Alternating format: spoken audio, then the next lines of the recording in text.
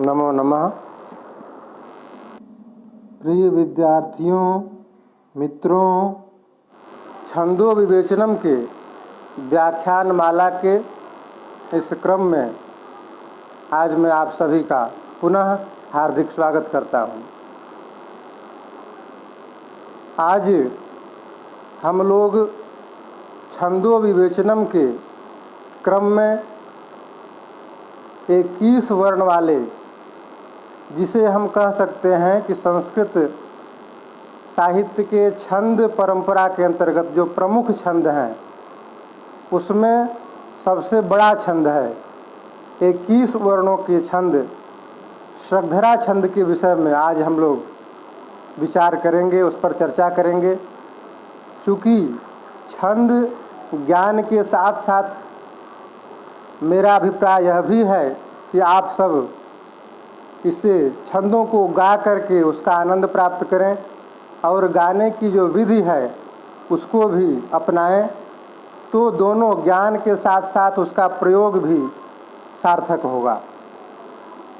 श्रद्धरा छंद 21 वर्णों का 21 वर्णों के एक चरण से समन्वित छंद है, अर्थात 21 वर्णों के चार चरण इस छंद में हमें देखने को मिलते हैं। छंद की जो जाति है, जैसा कि हमने बताया है कि एक वर्ण से लेकर के 26 वर्णों तक की जो जाति है उनका नामकरण किया गया है। उस क्रम में 21 वर्ण के जो छंद होते हैं उन्हें प्रकृति छंद के नाम से जाना जाता है। उसी प्रकृति छंद के अंतर्गत यह श्रद्धरा छंद है। जैसा कि स्वाभाविक है, यदि छंद बड़ा होगा तो उसमें जो भाव होंगे वो बड़े भावों को समेटने की क्षमता उस श्लोक में होगी। इसीलिए हम देखते हैं कि संस्कृत साहित्य में नांदी, जिसे हम कहते हैं, नाटकों के मंगलाचरण के अंतर्गत अनेक स्थानों पर इस छंद का प्रयोग, श्रद्धरा छंद का प्रयोग हमें दिखलाई पड़ता है। आइए सर्वप्रथम हम श्रद्धरा छंद के लक्षण से परिचित होते हैं, उसके पश्चात पुनः उदाहरणों को देखेंगे। श्रद्धरा छंद का लक्षण है म्रभनैर्यानां त्रयेण त्रिमुनियतियुता श्रद्धरा कीर्तितेयम्। पुनः देखें, म्रभनैर्यानां त्रयेण त्रिमुनियतियुता श्रद्धरा कीर्तितेयम्।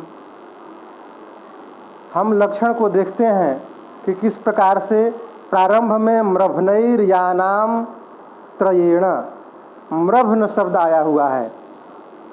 म्रभन शब्द के अंतर्गत म, र, भ और न, ये 4 वर्ण आए हैं जो कि प्रारंभ के 4 गणों को दर्शाते हैं। अर्थात इस छंद में प्रारंभ में ये 4 गण मगण, रगण, भगण और नगण हमें देखने को मिलते हैं। उसके पश्चात यानाम त्रयेण, अर्थात 3 यगण की व्यवस्था भी हमें देखने को मिलती है। इस प्रकार से 4 गण के बाद 3 यगण अर्थात 7 गण इसके अंतर्गत होते हैं। 7 गण होने के कारण 7 गुणित 3 अर्थात 21 वर्ण प्रत्येक चरण में हमें देखने को प्राप्त होता है। अब इसके पश्चात क्योंकि छंद बड़ा है तो स्वाभाविक है कि हम बीच में यति लेंगे, विराम लेंगे, तभी हम उसको गा पाएंगे। अभी आपने उदाहरण भी देखा, उसको हमने बीच बीच में 2 स्थानों पर रुक करके तब हम आगे बढ़ते हैं। तो यति के लिए इसमें बताया गया त्रिमुनि यतियुता, अर्थात यहाँ पर जब 3 मुनि 3 स्थानों पर यति हमें देखने को मिलती है। मुनि शब्द से क्या अर्थ है? जैसा कि हम जानते हैं संस्कृत साहित्य में सप्तर्षि नाम से 7 ऋषि विख्यात हैं। आजकल हम जिसे सप्तर्षि मंडल तारा के रूप में भी जानते हैं, वही सप्तर्षि अर्थात 7 ऋषि का समुदाय प्रसिद्ध है। इसीलिए ऋषि कह देने से, मुनि कह देने से 7 की संख्या स्पष्ट हो जाती है। इस प्रकार से त्रिमुनि यति युता अर्थात 3 बार हमें यति का विधान देखने को मिलता है। तो किस प्रकार से सप्तर्षि अर्थात 7 की संख्या पर यति हमें इसमें छंद में प्राप्त होती है। 7 वर्ण अर्थात प्रथम में 7वां वर्ण, उसके पश्चात 14वां वर्ण और उसके पश्चात चरण की समाप्ति में 21वें वर्ण पर यति हमें देखने को मिलती है। आइए पहले हम एक उदाहरण जो कि महाकवि कालिदास का अत्यंत प्रसिद्ध उदाहरण है, पहले हम उसको लेते हैं, गणों को बैठाते हैं, फिर आगे अन्य उदाहरणों को देखेंगे। एक नांदी का प्रसिद्ध श्लोक है महाकवि कालिदास का, आइए उसको गाते हैं। या सृष्टि स्रष्टुराद्या वहति विधिहुतम या हविर्या च होत्री ये द्वे कालं विधत्तः श्रुति विषय गुणा या स्थिता व्याप्य विश्वं या माहो सर्वबीज प्रकृतिरिति यया प्राणिनः प्राणवन्तः प्रत्यक्षाभिः प्रपन्नः तनुभिरवतु वस्ताभिरष्टाभिरीशः। यहाँ हम देखते हैं कि 3 बार हम रुकते हैं, बीच में 2 बार, एक बार चरण की समाप्ति पर या सृष्टि स्रष्टुराद्या और उसके पश्चात वह ते विधिहुतम और उसके पश्चात चरण की समाप्ति में। यहाँ देखें या यह गुरु वर्ण है, श्री चूँकि आगे 2 संयुक्तांक वर्ण है इसलिए गुरु है, और उसके पश्चात देखते हैं कि टी चूँकि विसर्गात्मक है इसलिए यहाँ पर गुरु है। तो 3 वर्ण गुरु होने के कारण हम जानते हैं यमाता राजभान सलगम सूत्र है, उसके आधार पर माँ तारा अर्थात तीनों गुरु वर्ण होते हैं। एक और लघु गुरु के लिए श्लोक हम देखते हैं, मस्त्री गुरु त्रिनघुश्च लकारः। तो यहाँ पर म त्रिगुरु अर्थात 3 गुरु वर्ण से युक्त मगण होता है, तो अर्थात यहाँ पर मगण हो गया। इसके पश्चात स्रष्टु, स्र यह गुरु है क्योंकि आगे स और ट संयुक्तांक वर्ण है इसलिए गुरु हो गया, टू लघु हो गया और एक आगे रा यह गुरु हो गया। तो हम जानते हैं कि रगण के अंतर्गत राजभा गुरु लघु गुरु, इसी तरह से यहाँ पर रगण देखने को मिलता है। इसके पश्चात भगण का लक्षण क्या है, यमाता राज भा न स अर्थात 1 गुरु और 2 लघु। तो यहाँ हम देखते हैं राद्या में जो द्या है वह गुरु और वह यह लघु है। इस प्रकार से 1 गुरु और 2 लघु वर्ण हमें देखने को मिलते हैं।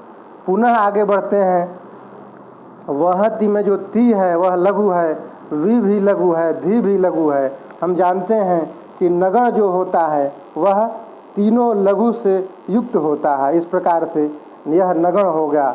और पुनः यगण के अंतर्गत हु यह लघु हो गया और तम गुरु है, या गुरु है। इस तरह से यह माता 1 लघु और 2 गुरु वर्ण, इसी प्रकार से 3 यगण हमें देखने को मिलते हैं। तो म्रभनैर या नाम म र भ न और इसके पश्चात 3 यगण इस छंद में हमें देखने को मिलते हैं। आइए एक और उदाहरण हम देखते हैं, बड़ा ही मनोहर उदाहरण है। जैसा कि कवियों ने नांदी के पश्चात भी विभिन्न स्थानों पर जहाँ बड़े वर्णन करने हों, बृहद वर्णन जैसे प्रकृति का वर्णन करना हो, किसी जीव जंतु का जिसमें उसके सांगोपांग वर्णन करना हो उसका, तो वहाँ पर श्रद्धरा छंद का प्रयोग किया है। महाकवि बाणभट्ट ने चंडी शतक की रचना इसी छंद में किया है। इसी तरह से महाकवि मयूर भट्ट ने कहा जाता है कि उन्हें साप के प्रभाव से कुष्ठ रोग हो गया था और उस कुष्ठ रोग की शांति के लिए, निवारण के लिए सूर्य शतक की रचना की है। भगवान सूर्य के लिए आराधना के लिए सूर्य शतक की रचना की है। आइए एक अप्पा दीक्षित जो कि प्रसिद्ध न्याय शास्त्र के, संस्कृत साहित्य के विद्वान रहे हैं, उनका श्लोक बड़ा ही मनोहर श्लोक है भगवान शिव की स्तुति में। देखें, मौलौ गंगा शशांकौ करचरण तले शीतलांगा भुजंगा वामे भागे दयार्द्रा हिमगिरि दुहिता चंदनम सर्वगात्रे इत्थं शीतं प्रभूतं तव कनक सभा नाथ सोढ़ुं क्व शक्तिः चित्ते निर्वेद तप्ते यदि भवति न ते नित्यवासो मदीये। यहाँ हम देखते हैं कि कितना मनोहर छंद की रचना की गई है। अप्पा दीक्षित ने भगवान शिव की स्तुति में इस छंद की रचना, इस श्लोक की रचना की है। इस छंद को हम विभिन्न स्थानों पर देखते हैं कि ओज गुण के लिए भी, जहाँ पर वीरता का, उत्साह का संचार किया गया हो, या किसी व्यक्ति का, किसी जीव जंतु का स्वाभाविक वर्णन किया जाए, तो वहाँ पर भी इसी छंद का प्रयोग किया गया है। आइए अभिज्ञान शाकुंतलम में स्वभावोक्ति अलंकार के अंतर्गत, अर्थात उस मृग का अत्यंत स्वाभाविक वर्णन किया गया है, जिसका पीछा राजा दुष्यंत कर रहे हैं, और वह मृग उनके भय के कारण अत्यंत तीव्र गति से, वेग से चला जा रहा है। ऐसा लग रहा है कि वह आकाश में अधिक चल रहा है और पृथ्वी पर कम चल रहा है। उसकी स्वभावोक्ति का वर्णन आइए इस श्लोक में हम देखें।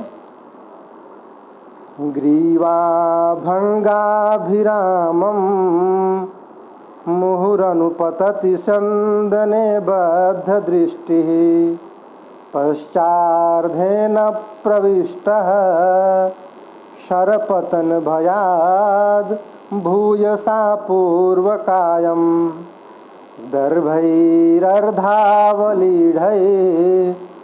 श्रम विवृत मुख भ्रंशिभिः कीर्णवर्त्मा पश्योदग्र प्लुतत्वात् वियति बहुतरं स्तोकमुर्व्याः प्रयाति।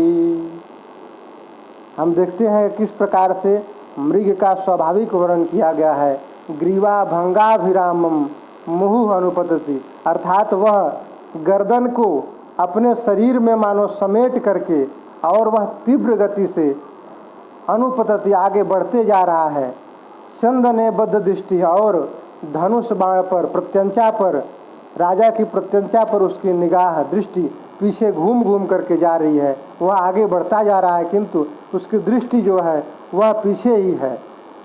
इसी प्रकार पश्चार्धेन प्रविष्ट, आधा भाग उसका पीछे संकुचित हो गया है। शरपतन भयाद, क्योंकि कब बाण लग जाए उसका भय उसे सता रहा है। दर्भैरर्धावलीढैः, अर्थात जो कुश उसने अपने मुख में रखा है वह आधे चबाए हुए हैं और आधे बाहर निकले हुए हैं। श्रम विवृत मुख, क्योंकि उसका मुख जो है वह दौड़ने के कारण श्रम से विवृत हो गया है, खुल गया है। तथा कीर्णवर्त्मा पश्योदग्र प्लुतत्वात् वियति बहुतरम, ऐसा लगता है कि वह बार बार देख करके और आकाश में अधिक चल रहा है और उर्व्याम अर्थात पृथ्वी पर कम चल रहा है। कितना मनोहर और स्वाभाविक वर्णन है। इसी के लिए महाकवि कालिदास जाने जाते हैं कि उन्होंने अपने काव्य में स्वभावोक्ति का पूरी तरह से अनुसरण किया है। इस श्लोक में हम देखते हैं कि श्रद्धरा छंद के माध्यम से यहाँ हम देखते हैं कि ग्रीवा भंगाभिरामम 7 वर्ण पर यति है। इसके पश्चात मुहुरनुपतति, यहाँ भी देखते हैं कि 7 वर्णों पर यति हमें देखने को मिल रहा है। स्यंदने बद्ध दृष्टि ही, इसी तरह से चरण के अंत में तो हम देखते हैं कि 7, 14वें और 21वें वर्ण पर हमें इस श्लोक में यति दिखाई पड़ती है। यही श्रद्धरा छंद का लक्षण है। श्रद्धरा छंद हम 2 छंदों को और पढ़ चुके हैं, जो कि श्रद्धरा अर्थात श्रक को धारण करने वाली, का अर्थ यही है कि श्रक को जो धारण करने वाला अर्थात माला को जो धारण करने वाली स्त्री है वही श्रद्धरा कहलाती है। तो श्रद्धरा के नाम से हम मालिनी को भी देख चुके हैं, अर्थात मालिनी अर्थात माला को धारण करने वाली, तथा श्रगवणी अर्थात श्रक अर्थात माला को धारण करने वाली। तो इस प्रकार से जहाँ जहाँ भी क्रम से ज्ञेयता बढ़ती जाती है उसे हम माला के द्वारा व्यवहृत करते हैं, उसे जानते हैं और उसकी उदाहरण हम माला से तुलना करते हैं। एक और उदाहरण देखें, भगवान श्री कृष्ण का वर्णन है और बड़ा ही मनोहारी वर्णन है। देखें, केवल एक लाइन में उसको ग्रहण करता हूँ क्योंकि उदाहरण अन्य हो ही चुके हैं और आप प्रमुख उदाहरणों को ग्रहण करें। व्याकोशेन्दीवराभा कनक कशलसत्पीतवासा सुहासा, व्याकोशेन्दीवराभा कनक कशलसत्पीतवासा सुहासा। यहाँ हम देखते हैं कि किस प्रकार से व्याकोशेन्दीवराभा 7 वर्ण पर यति आई है, तत्पश्चात कनक कशलसत यहाँ 7 वर्णों पर यति आई है।